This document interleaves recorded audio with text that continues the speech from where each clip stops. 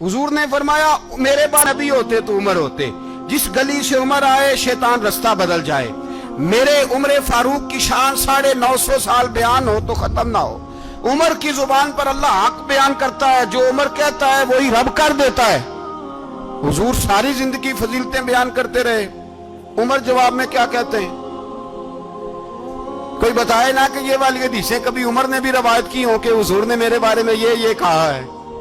ये रवायतें वो रवायत नहीं करते। उनसे जब लोग कहते उमर तेरी बड़ी बात है तो उमर रो पड़ते, कहते मैं तो ऊंट चराने वाले बाप का बेटा हूं, मैं तो ऊंट चराने वाले बाप का बेटा, ऊंट चरा। इससे आगे उमर गए ही नहीं सारी जिंदगी, इससे आगे लफ्ज ही नहीं अदा की। और मैं तो भाई ऊंट चराने वाला, मेरा बाप तो ऊंट चराया करता था, 10 ऊंट थे, मेरी ड्यूटी होती थी, संभाले नहीं जाते थे, अब्बा डंडों से मारता था।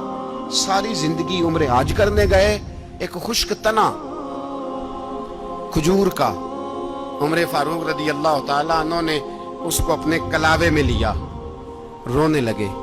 लोगों ने कहा उमर क्या हुआ? फरमाने लगे यहां मैं ऊंट चराया करता था, यहां मैं ऊंट चराता था, 10 ऊंट संभाले नहीं जाते थे। देखो रसूलुल्लाह की शान, आज सारी उम्मत चलाने का तरीका अता फरमा दिया है। सारी नजरिए से प्यार, सारे सहाबा मिल के आए, कहने लगे उमर फारूक से कहना है नबी पाक के जमाने में तो जाहिरन गुर्बत थी, अबू बकर के दौर में भी गुर्बत थी, अब तो बड़ा माल है। उमर से सिफारिश करो कि उमर नया कुर्ता पहना करे। मुल्कों के सफीर आते, उमर वही फटी पुरानी चादर ओढ़ के और वही कई जगह पे पेबंद लगे सूट पहन के सफीरों के सामने बैठ जाता है। उमर को मशवरा दो, तय हो गई बात। सब ने जब मशवरा दे लिया तो सारे कहने लगे ये बताओ शेर की मूंछ को हाथ कौन लगाएगा? कहना किसने है, बंदा भी तो ढूंढो ना।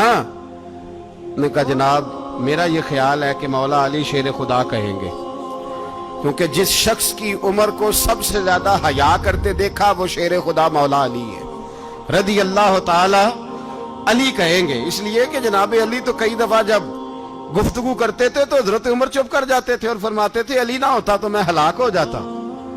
तो कहा अली से कहो। जनाब अली शेर खुदा को बुलाया, किस काम के लिए जी? अल्लाह अकबर। ये जरा आपने इस दौर पे इस बात को जरा लाका जनाब उनसे कहें कि ज्यादा नहीं, एक कुर्ता नया पहन ले, सफीर आते हैं वजीर आते हैं तो एक कुर्ता नया पहन ले।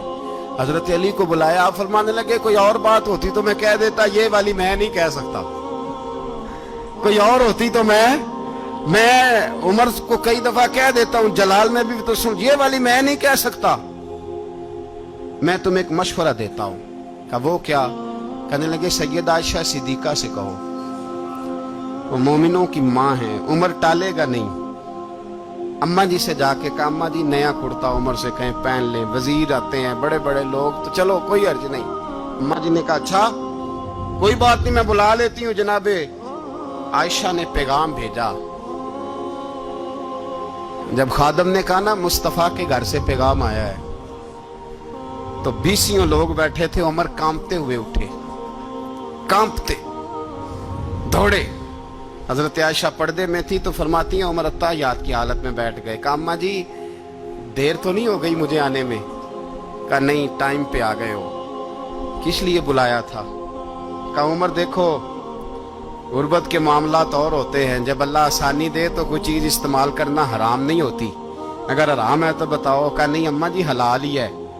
तो फरमाया फिर इतने सफीर आते हैं मुशीर आते हैं, अब तो माले गनीमत बड़ा आता है, ढेर लग जाते हैं मस्जिद में, तो चल एक नया कुर्ता तुम भी पहन लिया करो। और आप नया कुर्ता पहनोगे तो धाक बैठेगी गैरों पर। तो सहाबा का मशवरा है कि आप नया लिबास पहने।